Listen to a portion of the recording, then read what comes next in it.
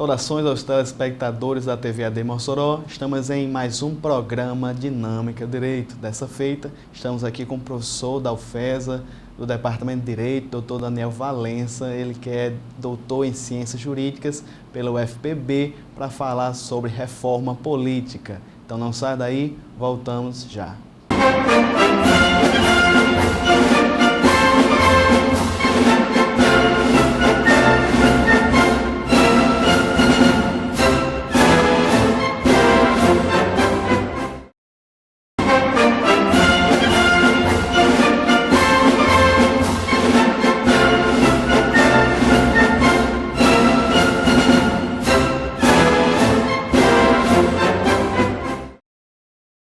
Muito bem, estamos de volta com o programa Dinâmica Direito. Hoje nós temos a honra e o prazer aqui nos estúdios, o professor Daniel Valença. Como nós falamos, professor doutor aqui da nossa querida UFESA, Departamento de Direito, para nos dar esclarecimentos a respeito da reforma política. Passou a pauta da reforma trabalhista, o governo ainda está trabalhando a reforma previdenciária, mas tudo indica, professor Daniel, que a reforma política vem aí. Isto. Olá, telespectadores, telespectadoras, Tanzel. É um prazer estar aqui com vocês. Passou a reforma trabalhista, que pena, porque muito ruim em relação aos direitos que foram conquistados, né, na CLT e posteriormente na Constituição de 88. A reforma da Previdência, como mexe na Constituição, precisa de um quórum qualificado, então o governo está tendo maior dificuldade. E a reforma política, ela está avançando e em alguns momentos trava, né? São vários projetos de lei, enfim, há uma diversidade de iniciativas, mas de qualquer maneira versam sobre financiamento, versam sobre coligação, sobre voto distrital, sobre o fim das coligações, cláusula de barreira, enfim. Há toda uma série de questões em jogo e que podem alterar substancialmente o sistema, né, eleitoral brasileiro. É importante também a gente deixar claro que não há, neste momento, um debate sobre participação popular. Existem mecanismos na Constituição, referendo, plebiscito, enfim, a Constituição prevê uma série de possibilidades de participação popular. E, neste momento, a nossa realidade é que as pessoas são convocadas a participar da política apenas a cada 4 anos para exercer o seu voto e nada mais, né? E isto é um ponto negativo, porque nós precisávamos bastante que houvesse um incentivo à maior participação enquanto cidadãs, enquanto cidadãos, que as pessoas exercessem um controle social sobre o serviço público, sobre os poderes, sejam eles legislativo, executivo ou mesmo judiciário. Doutor Daniel, a questão, acho que um dos males do brasileiro, a gente tem muita questão cultural, a gente precisa muito se trabalhar essa questão da educação. E um dos pontos principais é a educação política do nosso cidadão. A gente costuma, nas conversas, né, costuma taxar que político é sinônimo de ladrão. Esse tipo de cultura, esse tipo de pensamento prejudica a cidadania, doutor Daniel? Veja, eu estava lendo um livro de Bettel, enfim, sobre história da América Latina, um livro em espanhol, inclusive. E nesse livro, essa pessoa argumentava que, na verdade, a corrupção na América Latina se desenvolveu de uma maneira muito forte, porque com a escravidão, era um mecanismo de sobrevivência das pessoas, corromper os agentes do Estado para poderem ausentar-se das obrigações que os países colonizadores impunham, seja indígenas, seja africanos, né? Então, um autor que é do norte e escrevendo sobre mais a história de países sob colonização espanhola, retrata um problema que é comum a nós. Então, o primeiro aspecto que é importante perceber é que o problema não são as pessoas em si, né? Porque senão a gente pode cair naquela de que, por exemplo, brancos europeus são uma população, uma raça superior a nós latinos, sul-americanos, etc. Então não é que seja da natureza humana da nossa sociedade, mas é da história da nossa sociedade. Isso é uma sociedade que se baseia numa grande exploração da maioria da população se baseia na ausência de democracia. Percebamos que o sufrágio universal ele vem apenas com a Constituição de 88, ou seja, antes aquelas pessoas que eram analfabetas não tinham direito ao voto, o que quer dizer que a grande imensa maioria das pessoas não participavam. Partidos estavam na ilegalidade, como o Partido Comunista do Brasil ficou na ilegalidade de 47 até a década de 80. Então, esta é a nossa história, né? Uma história de muita exploração sobre a maioria das pessoas, de ausência total de controle social da sociedade sobre o Estado e de uma corrupção instaurada em todos os âmbitos da sociedade, né? Percebamos que na nossa família a gente tem um problema com isso. Imagina no que envolve poder, no que envolve licitação, etc., né? Na minha opinião, isto é algo que se reverte a médio e longo prazo, e só tem duas maneiras. A primeira é o aumento do controle da sociedade sobre as políticas públicas. Por exemplo, uma experiência como o Portal da Transparência, que você vai lá e vê determinados valores sendo direcionados para determinados municípios, para determinadas políticas. Você tem como denunciar quaisquer desvios que tenham a ver com esses valores, né? Mas para além deste controle social, que seja exercido via conselhos, via conferência, enfim, existem inúmeras modalidades mundo afora, também a necessidade de que, pelo menos este momento da disputa eleitoral, esteja razoavelmente imune ao poder econômico.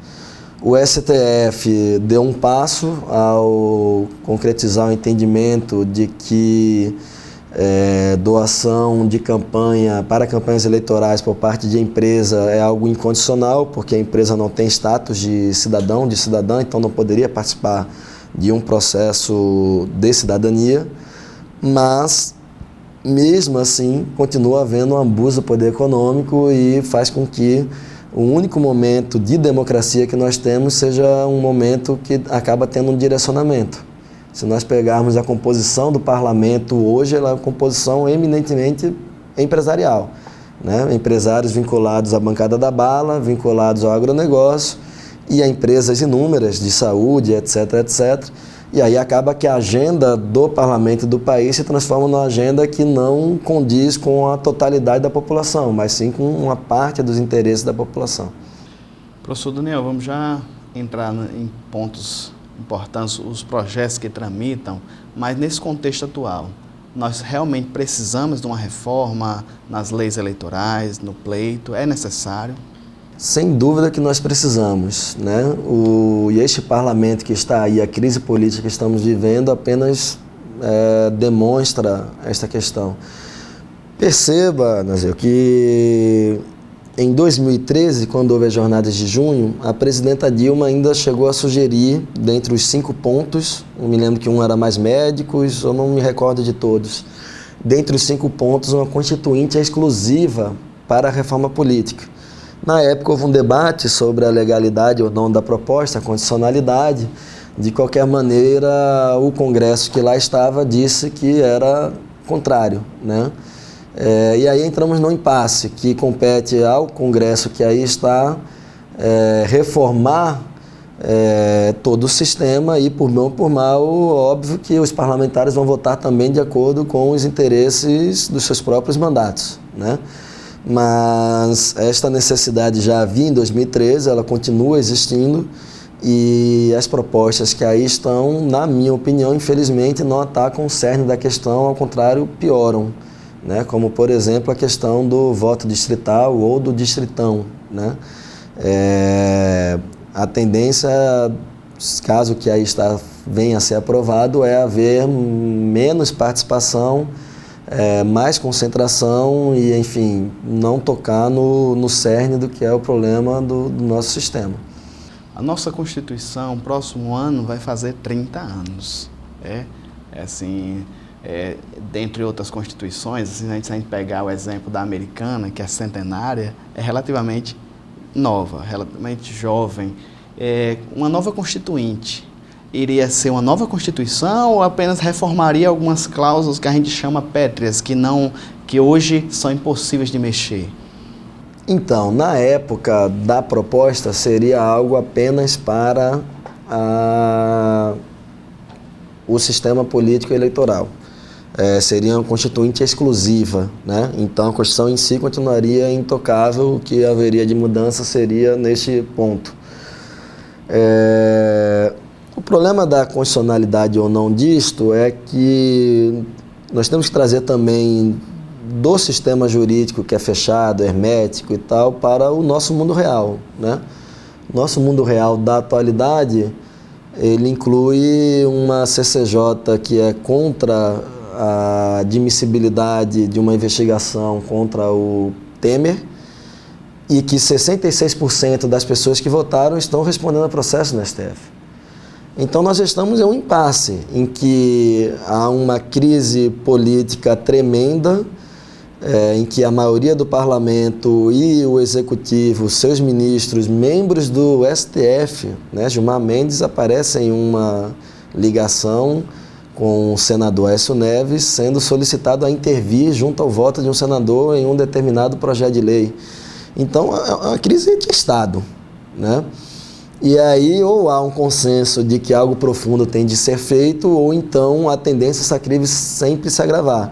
Perceba que o novo movimento é a saída de Temer e a entrada de Rodrigo Maia, porque pela Constituição, caso haja saída do presidente após os 2 primeiros anos, não há nova eleição, então é indireto, né? Mas perceba também que o Rodrigo Maia também está sob várias denúncias e que é um tema muito caro para a nossa população, a questão das diretas, porque na década de 80 também a população se mobilizou por diretas e não conseguiu diretas, e foi um desastre o que aconteceu, né? O governo de Sarney, tudo que veio naquele período, e a sensação, e na minha opinião ela é correta, ela é concreta, é que se Temer sai, se entra Rodrigo Maia ou quem mais entrar, a crise ela vai continuar, porque há uma série de medidas sendo tomadas que a população não escolheu essas medidas durante o processo eleitoral de 2014, as pessoas não votaram a favor, por exemplo, das reformas trabalhistas e previdenciárias, a escolha foi oposta a esta, né? E o que está sendo votado e aprovado vai de encontro ao interesse da maioria da população. Então, aonde está a democracia nisto? O que é o fundamento da democracia, né? Então, na minha opinião particular, ou há diretas ou não há uma restituição de um mínimo de legitimidade. Não havendo legitimidade, não sendo aprofundada esta reforma, não digo da Constituição, mas da República em si, a tendência é a crise perdurar ainda mais. E isso vai afetar trabalhadores, mas também vai chegar nos empresários, vai chegar em todo mundo. Porque a tendência é as pessoas terem menos condição de consumo, aumentar a depreciação na qualidade de vida, aumentar a violência, diminuir as políticas públicas. E aí perceba que uma emenda condicional para por 20 anos não alterar os investimentos em políticas públicas é considerada constitucional. Quando, por exemplo, nos sistemas de internato de direitos humanos é muito claro a proibição de retrocesso de direitos humanos e a progressividade da implementação de direitos humanos. E aí nós saímos do mapa da fome e a gente agora retorna ao mapa da fome e ao longo dos 20 anos vai piorar no mapa da fome. Essa semana teve a notícia de que não temos mais o grupo móvel de fiscalização de trabalho escravo. Nós voltamos então a um período anterior a dessa Constituição. Então perceba que é uma crise muito profunda e que implica saídas profundas, porque senão ela só vai se agravar. E aí nós corremos o risco de haver saídas ainda mais via barbárie do que via políticas, via justiça, via direitos, via inclusão, enfim, via civilizatória, né? E aí eu acho que, inclusive na questão da participação das pessoas, é necessário sim que haja uma medida que seja mais democrática, né? Estamos conversando aqui com o professor doutor Daniel Valença a respeito de reforma política. Não saia daí, no próximo bloco, professor Daniel, vamos tocar especificamente os projetos de lei. O senhor já adiantou alguma coisa sobre voto distrital, financiamento de campanha e vamos aprofundar nessa temática. Voltamos já.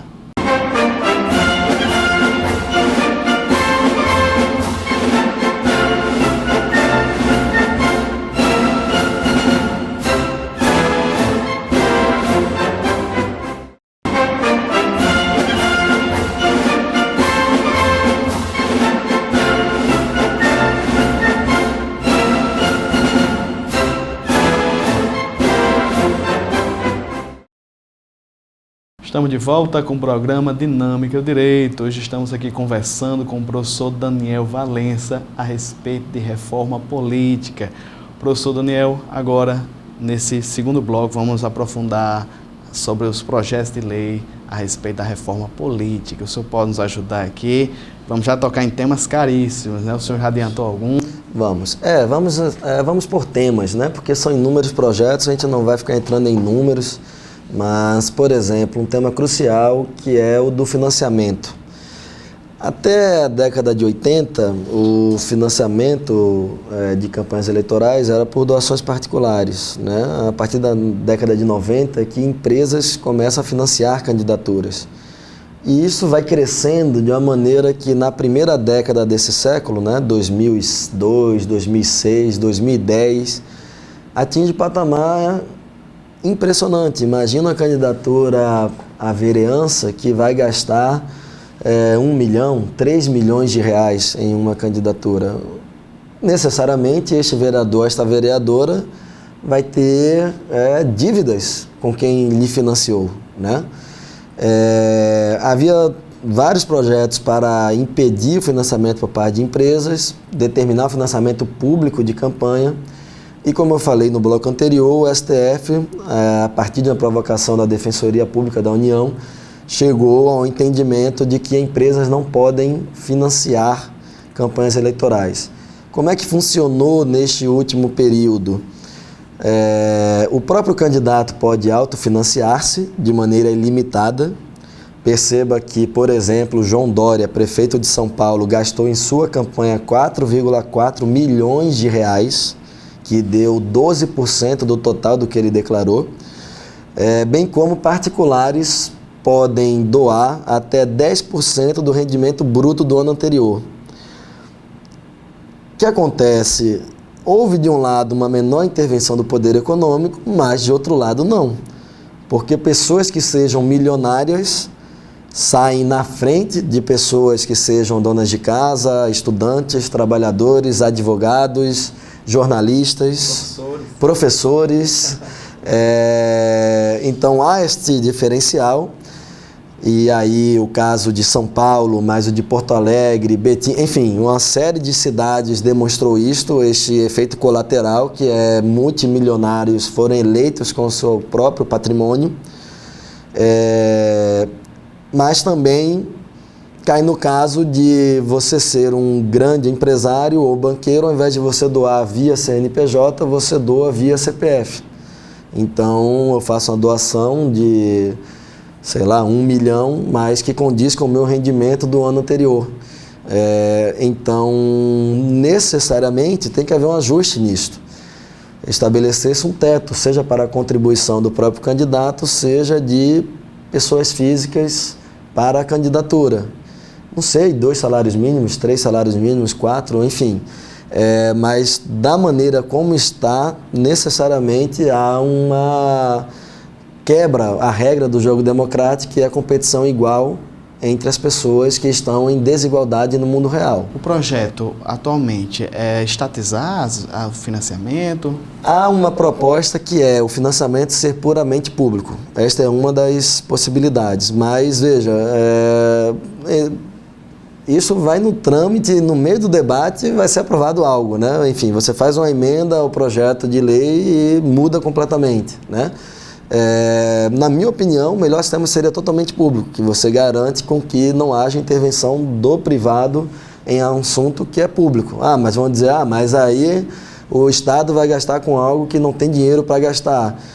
Por outro lado, o nível de corrupção também vai diminuir, porque as pessoas eleitas elas vão estar menos dependentes de quem os elegeu, né? Vão ter menos dívidas para saldar. E mais ainda, vai possibilitar que pessoas que não se elegem mediante este mecanismo consigam virar realmente representantes, né? Porque tem uma série de pessoas que, enfim, participam de associações, imagina aí associação comunitária, associação, aqui em Mossoró mesmo, você tem uma Coopervida de agricultores rurais, você tem a associação de catadores de materiais recicláveis, a CREV, enfim, você tem uma série de pessoas que se organizam de inúmeras formas, e que nunca vão ter uma pessoa eleita como representante mediante esse sistema, porque inviabiliza a real representação e sim fortalece a representação fundamentada no poder econômico. Porque este investimento faz com que aquela candidatura compre voto, financie isto, financie aquilo, enfim, todos aqueles mecanismos que nós estamos acostumados, né? Então, na minha opinião, para reduzir essa intervenção do poder econômico, só há duas saídas, ou totalmente público, ou com possibilidade de participação de pessoa física, mas com teto. E aí faz com que eu, você, Isaías, quem está nos ouvindo, qualquer um possa participar e contribuir com o processo democrático, mas não haja distorções. Não tenha como uma pessoa ser mais forte do que 2.000 contribuindo, que é como está acontecendo na atualidade. Uma pessoa tem como valer mais do que 2.000, e isto fere o princípio básico da democracia, que é as pessoas terem condições de concorrerem de maneira igual a partir de suas ideias, seus princípios, né? Então, em termos de financiamento, eu acho que só há essas duas saídas que tornariam possíveis um sistema mais democrático. E perceba como é problemático isso. Você ter hoje uma bancada da bala. O que isso quer dizer? Que, no final das contas, grandes empresas vinculadas à indústria de armas elegeu seus representantes. Essas pessoas não foram eleitas porque trabalharam junto à comunidade, porque, enfim, organizaram as pessoas, lutaram por direitos. Não, elas foram eleitas porque houve um financiamento desproporcional, possivelmente defenderam o fim do Estatuto do Desarmamento, enfim, defesas que hoje estão muito em voga, que da vingança e a gente voltar à idade antiga, né, que a justiça faz pelas próprias mãos, roubou, mata, espanca, etc. É interessante que quando nós temos um caso como dessa semana, em que um filho de uma desembargadora pego com munição e com um arsenal e, enfim, toda uma quantidade de drogas, e nós vemos que o tratamento é diferente, e aí não há problematização de que, no final das contas, se nós tiramos direitos, tiramos patamares civilizatórios, no final quem vai pagar o pato vai ser o mais fraco, vai ser o pobre, vai ser aquele que não tem um vínculo, enfim, financeiro, familiar para lhe proteger, né? Então, no final das contas, é isso de que trata todo esse debate sobre segurança, que é maltratado nos programas, principalmente aqueles programas de policialescos, né? Enfim, essas pessoas se elegeram com esses argumentos, mas perceba que essas pessoas não têm trabalho que justifique a representação, né? O que há por trás grandes empresas do setor precisam eleger esses parlamentares para, junto ao executivo, fazer um lobby e junto ao parlamento para aprovar projetos de lei que lhes favoreçam. A JBS, todo mundo acompanhou aquela delação do cara da JBS. O que é aquilo? O cara tinha uma grande empresa do ramo do agronegócio, né, da carne, para que a sua empresa cresça, inclusive em relação a outras empresas, engolindo outras empresas que tenham menos potencial. Esse camarada coloca lá tantos milhares de reais para candidaturas a deputado, a senador, a presidente, e vai lá e requer o que financiou. Ele chegava em Temer e dizia, olha, mas tal projeto de lei, mas tal liberação de recurso no BNDES. Ou seja, ele literalmente financiou representantes que não vão representar o conjunto da população ou setores da população, mas sim aquele indivíduo, aquela empresa, aquele segmento específico. Então é algo que atenta contra as regras do jogo democrático, que não contribui para o aprofundamento da democracia. E nós estamos vendo o resultado. Um grande esquema de corrupção em que envolve grandes figuras e que, no final das contas, as pessoas é que estão sendo prejudicadas por este início de tudo, que é justamente o financiamento de como essas pessoas chegaram a se transformar em nossos representantes. E aí, quando nós perguntamos para o conjunto da população quais são os nossos deputados, nossos senadores, as pessoas não vão nem saber. Me diga aí quais são os nossos 8 federais. Ninguém sabe. Não é sei. Verdade? Também não sei. Professor Daniel, assim, a gente percebe nas suas colocações muita firmeza, muita propriedade. A gente pode até vir com um pensamento, mas com uma conversa com o senhor, com poucos minutos, a gente já tem uma luz É assim, sobre, por exemplo, a gente pode fazer aqui, remontar a democracia americana. Eu não sou um grande estudioso do sistema americano, mas o que a gente percebe é que o financiamento lá é privado, né? Tem contas, abre-se contas, por exemplo, na internet, por exemplo, que cada pessoa que quer aquela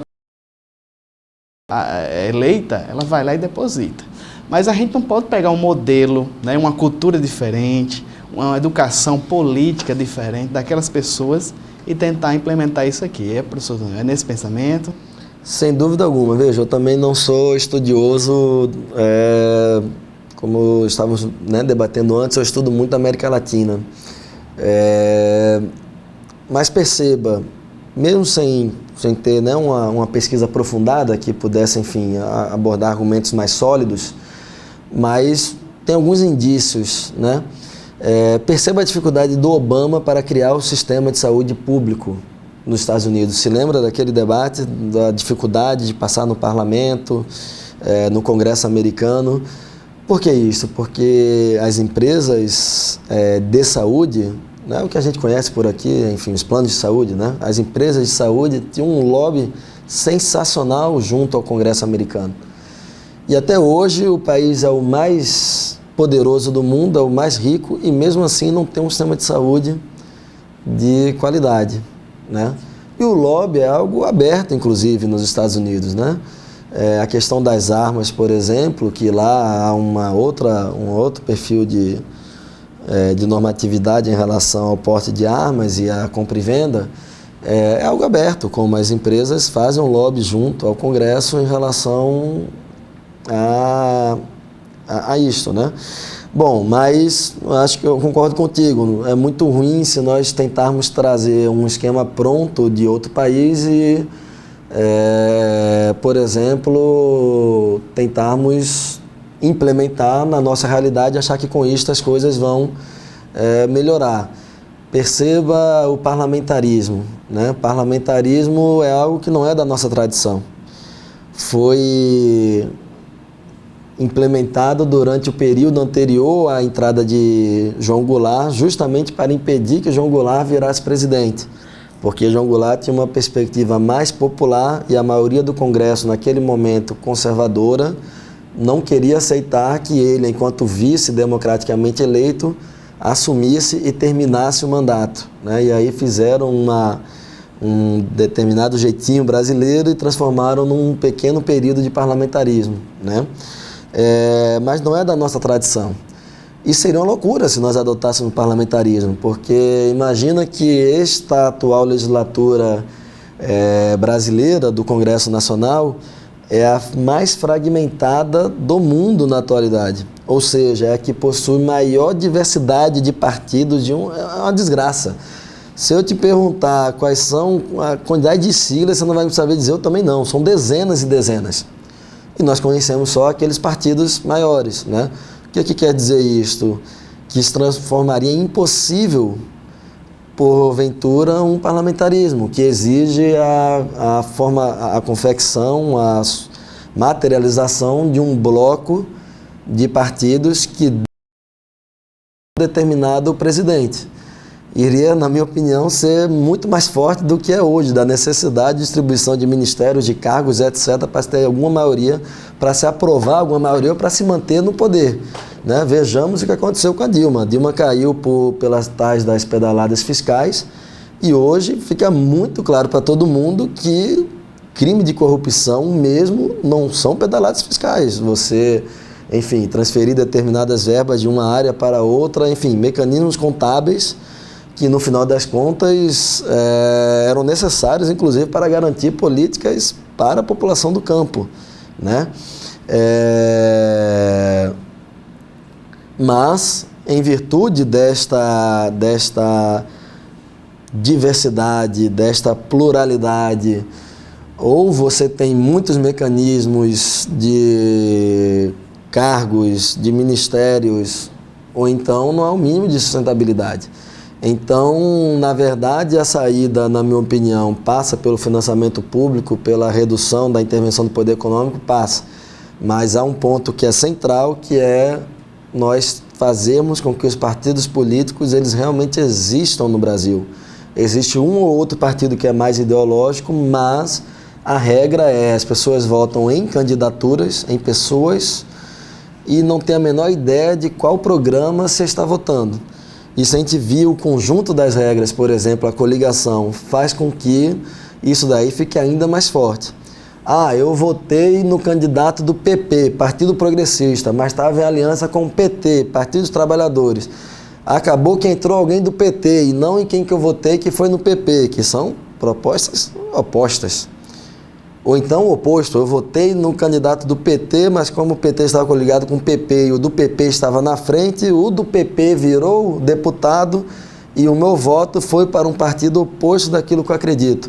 Professor Daniel, isso aqui trata de coligações, né, que vai ser ainda está no projeto de lei. Vamos deixar para o próximo bloco, vamos encerrar aqui, vamos chamar o intervalo, viu, gente? Então não saia daí, vamos falar sobre a proposta do fim das coligações e a questão também do voto distrital. Então voltamos já.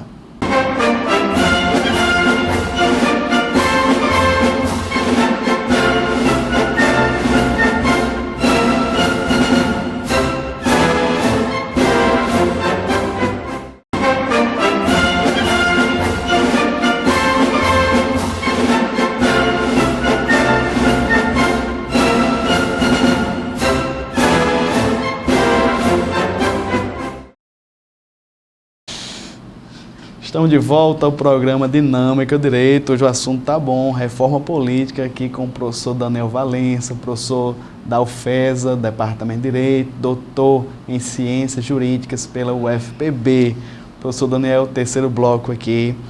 Vamos continuando nas propostas, né, de lei que vai na questão reforma política e dois pontos importantíssimos, vamos tentar aqui fechar, que é o fim das coligações e o voto distrital. Vamos começar com o fim das coligações. Isso.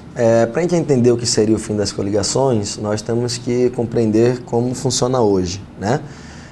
Percebam que quando a gente vai votar para prefeito, para presidente, para governador, a gente vota direto na pessoa, né? Naquele número, 45, 13, 16, 25, é um voto que a gente chama de majoritário. Vai ganhar ou um ou outro, né? Para o Congresso, para a Câmara, para a Assembleia Legislativa, no modelo atual é o que nós chamamos de proporcional. O que quer dizer isso? A sociedade ela tem uma pluralidade de classes, etnias, gênero, enfim, tem uma pluralidade absurda. E em meio a essa pluralidade, uma maneira de você tentar garantir que o parlamento, que o Estado reflita a pluralidade da sociedade é fazer com que a eleição para o Congresso, para o Legislativo, seja uma eleição proporcional. Então, quando nós votamos para vereador, deputado estadual ou deputado federal, vai haver uma ocupação das cadeiras de maneira proporcional ao número de votos que a coligação atingiu. É o que a gente chama de coeficiente eleitoral. Você pega a quantidade de cadeiras que tem na Casa Legislativa, divide pela quantidade de votos válidos. Daí vai sair que aquela coligação ou aquele partido que não estiver coligado, mas que tivesse lançado candidato sozinho, que atingiu o coeficiente, vai ganhar uma vaga na casa. E por aí vai, né? Para ter mais força, em geral, os partidos se juntam e formam uma coligação. E aí acontece o fato esdrúxulo que eu falei no bloco anterior. Eu votei em um partido de esquerda e elegi um parlamentar de direita. Ou então eu votei em um partido de direita e elegi um parlamentar de esquerda, né? Porque percebam, a coligação tem 5 partidos. Vou dar um exemplo aqui: PSDB, DEM, PT e PSOL. 4 partidos. Digamos que a totalidade dos votos só alcançou uma vaga. O primeiro desses 4 partidos é o que vai ficar com esta vaga. Então, os outros votos que foram para os outros partidos de outra orientação política e ideológica, teoricamente, foram votos perdidos, não vão estar representados no parlamento, né? Então, por isso, há um debate de acabar com as coligações.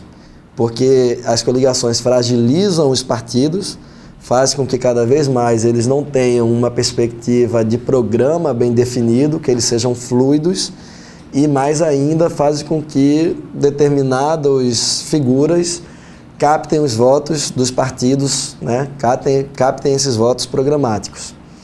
O que acontece? Por outro lado, se há esta proposta, há uma maioria no Congresso hoje que é de pequenos partidos que não sabemos nem o nome da sigla. Esses parlamentares não querem o fim das coligações, porque o fim das coligações faz com que seus partidos percam força. Porque percebam, se acabar a coligação, esse pequeno partido, P, H, C, D, F, G, sei lá, uma sigla qualquer dessa, para atingir o coeficiente eleitoral é muito mais difícil, porque sozinho o partido não tem força, é só um indivíduo dentro do partido que manda no partido. Percebe? Então, para esse pequeno partido, a coligação é necessária. Para os partidos que têm mais solidez, que têm mais história, que têm algum programa, a coligação termina sendo como uma obrigação. Mas você corre o risco de perder a vaga para este outro partido. Então, os partidos pequenos não querem o fim da coligação. E aí a alternativa que surge é o voto distrital.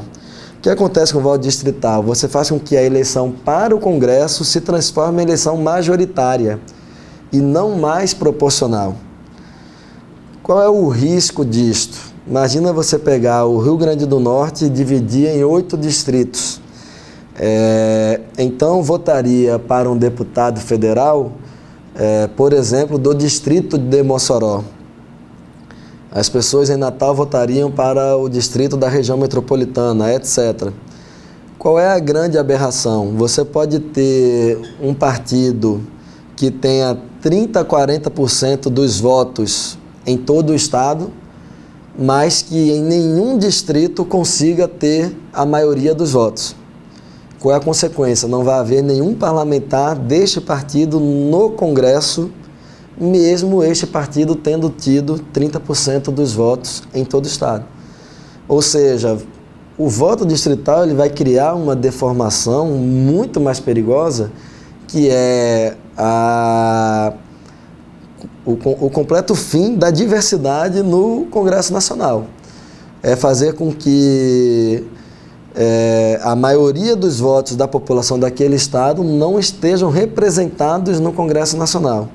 Imaginem este exemplo que eu dei aqui em Mossoró. Tem uma eleição para deputado federal.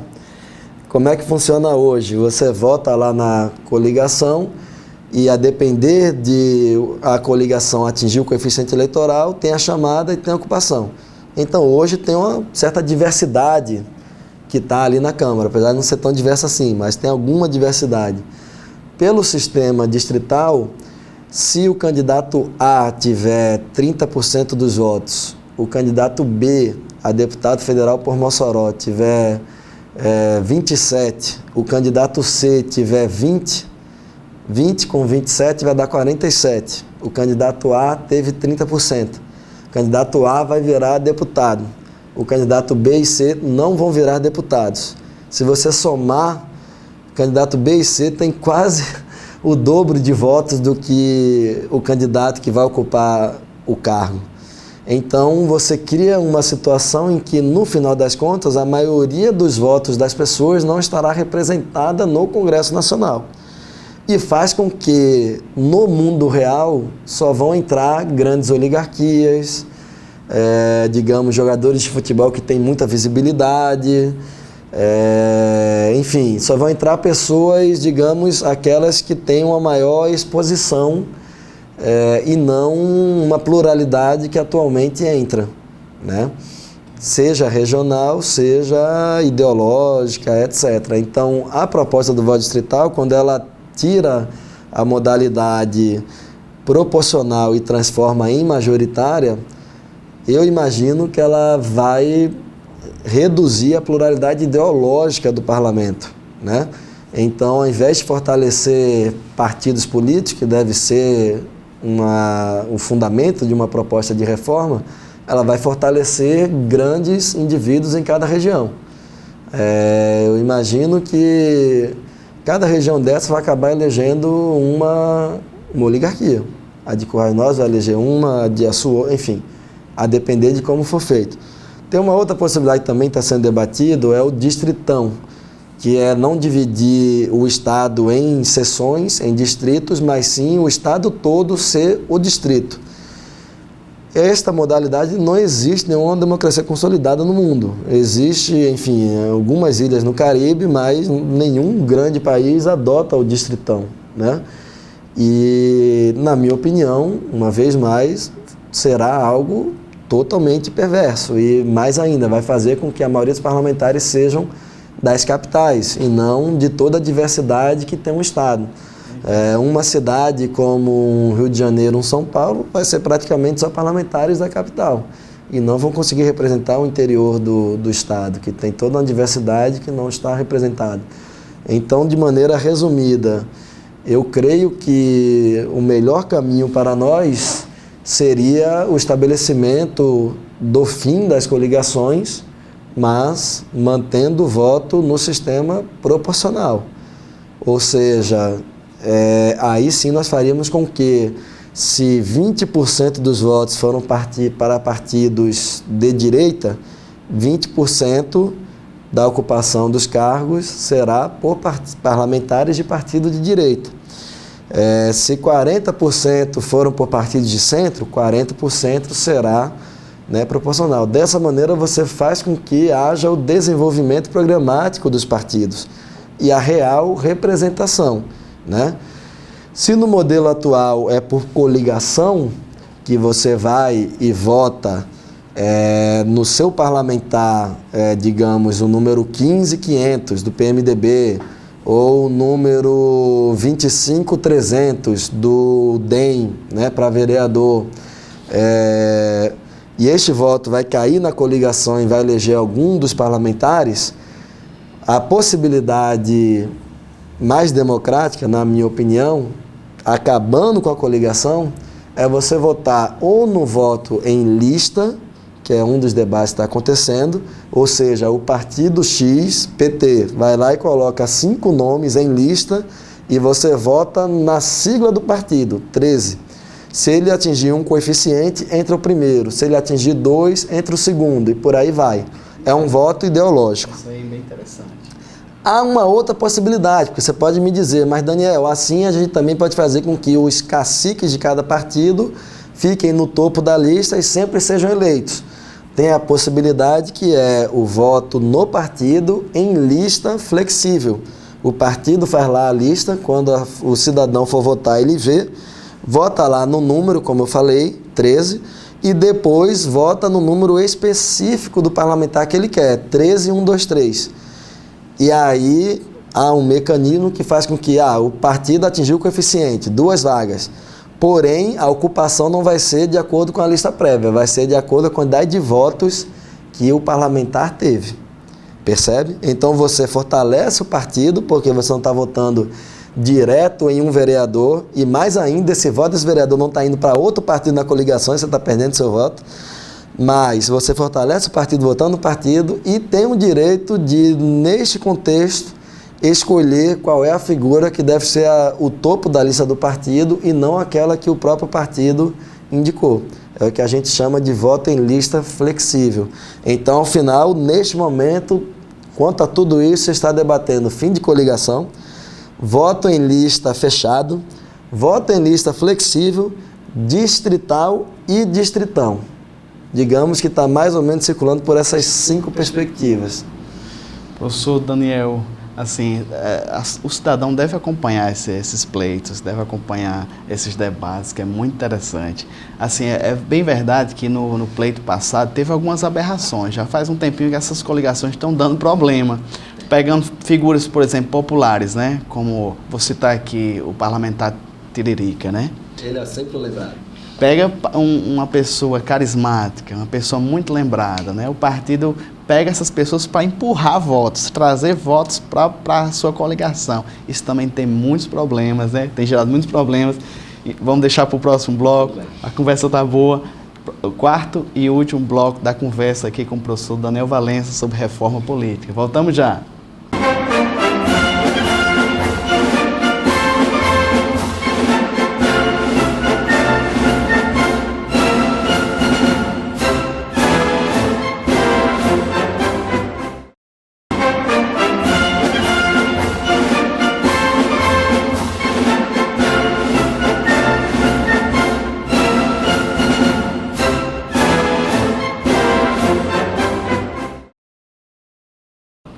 Estamos de volta com o programa Dinâmica Direito, quarto e último bloco da nossa conversa aqui com o professor Daniel Valença, professor do Departamento de Direito da UFESA, Universidade Federal do Semiárido de Mossoró.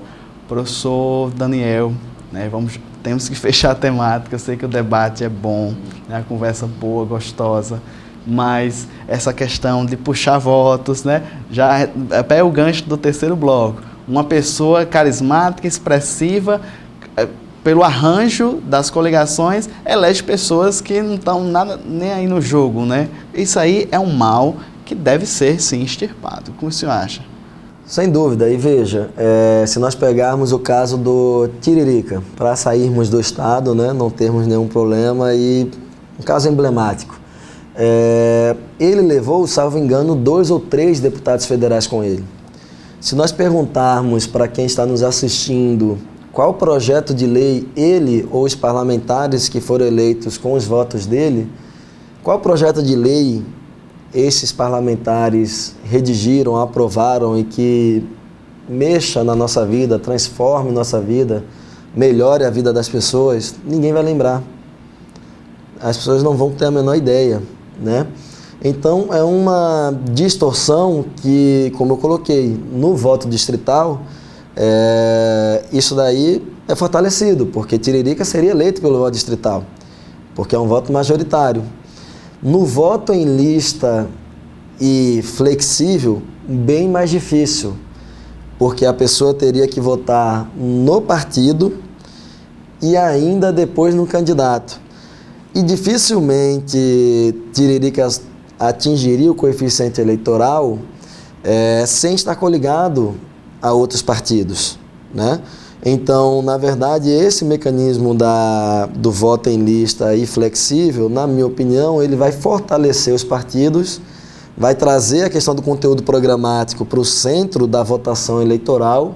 Percebam como a gente vota e muitas vezes não vai atrás de saber quais são as posições do candidato, se ele for parlamentar, qual projeto de lei ele fez, quais as posições dele em relação à reforma da Previdência, à reforma trabalhista, a outros projetos de lei de importância que foram votados no Congresso.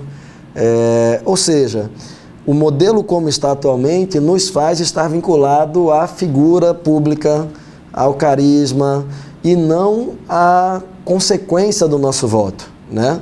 No que aquilo dali vai mudar a vida das pessoas e do conjunto da população. E aí este mecanismo da coligação permite isto, fazer com que muita gente seja eleita com 400 votos, com 300 votos e se transforme em um deputado federal, né? Perceba também que no momento em que você tem um fortalecimento dos partidos, você faz com que essas dezenas de partidos que estão surgindo todos os anos de uma maneira, parece bicho, né? Que sai procriando, é uma coisa incrível, vão deixar de surgir, porque para a própria sobrevivência de quem quer se candidatar, será necessário estar vinculado a um partido que tenha alguma densidade, né? Então, acho que com esse mecanismo se consegue também este outro fenômeno, que é acabar com esta situação em que uma grande figura leva consigo 2, 3, 4 e que a população não queria que fossem levados, né? Também, professor Daniel, acho que como o senhor meio falou no início da sua fala, vai fortalecer a ideologia dos partidos. Hoje em dia, com todo respeito, né, nós não percebemos mais o que é direita, o que é esquerda, o que é centro no nosso país. Infelizmente, com essa proliferação de partidos, né, partidos com ideologias que era para ser, né, totalmente diferente no mesmo bloco.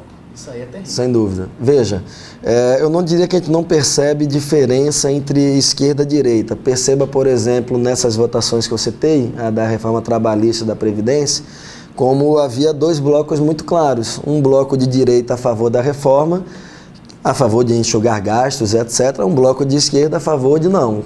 Quem tem que arcar com a crise econômica são grandes bancos, multinacionais, grandes empresas e não quem está no polo mais frágil, né? No polo mais desfavorado, né? Desprotegido. Mas é verdade que não há uma identidade programática muito clara. Peguemos o exemplo do PSB. É um partido que em menos de 8 anos circulou entre esquerda, foi para a direita, está voltando agora para a esquerda de novo, né? Saiu do governo Temer, votou contra a reforma trabalhista e, enfim, está em vias de tentar expulsar parlamentares, votar a favor, etc. PDT é um outro partido que tinha uma posição trabalhista, que vem desde Getúlio Vargas, vem de Brizola e que nos últimos anos tinha tido uma outra postura e que agora está voltando a ter uma postura trabalhista, né? Agora, se nós analisarmos estes mecanismos eleitorais, a gente percebe claramente como a forma como se estruturam as eleições fazem com que esses partidos tenham uma certa flutuação, né? E isso daí é ruim, porque as pessoas, elas não amadurecem politicamente, elas não criam identidade política. O próprio partido defende uma coisa hoje, amanhã é outra, e a consequência final é as pessoas se desinteressarem por política, achar que é tudo igual e que isso não tem nada a ver com a minha vida, mas, infelizmente, o nosso dia a dia ele é política. Seja se eu estiver em um sindicato, se eu estiver em uma entidade estudantil, se eu estiver na minha empresa, na minha igreja, se eu estiver no Congresso, na prefeitura, tudo isso é política, que são relações de poder, de interesses, mas também é a partir disso que a gente transforma a vida, que a gente faz política pública, que a gente garante direito à educação, direito à saúde. Se o posto de saúde está ruim, tem a ver com política. Se o posto de saúde tem médico, tem a ver com política. Se hoje temos o FESA, tem a ver com política. Se amanhã não formos ter o FESA, tem a ver com política. Se a UFESA vai ter um doutorado em Direito, se ela vai ter 50 cursos, se ela vai ter 10 cursos, se ela vai ter 50 mil estudantes, 5 mil estudantes, tudo isso tem a ver com política. E aí ou nós participamos da política, por mais que ela seja ruim, que tenha corrupção, que seja chato, que seja essa confusão, mas ou nós participamos para intervir, para melhorá-la, sabendo que as coisas não vão mudar do dia para a noite, ou então, necessariamente, nós vamos estar submetidos a condições de vida que nós não gostamos, não concordamos. Mas nós vamos continuar não gostando e não concordando, e elas não vão mudar, porque elas mudam a partir da política. E é por isso que é fundamental que quem está nos ouvindo, quem está participando, tem temas chatos, tem termos meio técnicos que a gente tenta conversar, mas não é uma coisa tão simples. Nós mesmos, em algum momento, temos dúvidas, nos enrolamos, nos enganamos, mas é fundamental, porque o nosso dia a dia e dos nossos filhos, das próximas gerações, vão ter tudo a ver com o que nós estamos debatendo agora. Professor Daniel Valença, em nome da TVAD, Pastor Wender, irmão Rogério, meu muito obrigado. Muito obrigado pelo convite. Estamos à disposição sempre que desejarem e tivermos condições de discutir o assunto, estaremos à disposição de vocês. Muito obrigado pelo convite. A equipe da UFESA está de parabéns, os professores, os profissionais de lá. Quando eu lanço o convite, um e outro já vão indicando os colegas. Mando a pauta, vocês nem reclamam da pauta. Eu acho que o curso é muito bom, os estudantes são muito bons. Felizmente a gente está conseguindo fazer um curso que tem bom desempenho em OAB, tem bom desempenho em seleções. Temos agora 2 alunos fazendo mestrado em Direito na FRN, uma delas passou em 2º lugar, inclusive. É um curso crítico, um curso que as pessoas fazem pesquisa, as pessoas vão às comunidades, fazem extensão. Então, acho que é uma excelente novidade que nós temos no Estado. Termos um curso em uma federal, um curso de Direito no interior e que consegue abrigar e ter estudantes não só de Mossoró, mas de todo o semiárido. É uma coisa realmente sensacional e que nos dá orgulho de poder estar participando e poder, enfim, estar contribuindo com a região e construindo os direitos da população por aqui. Então, professor aqui da UFESA, nascido no Rio de Janeiro, formado aqui pela nossa UFRN, como nós falamos, tem doutorado em Direito, Ciências Jurídicas pelo UFPB, de maneira magistral, com muita propriedade, veio aqui uma temática dificílima, professor. Assim, onde misturar as coisas.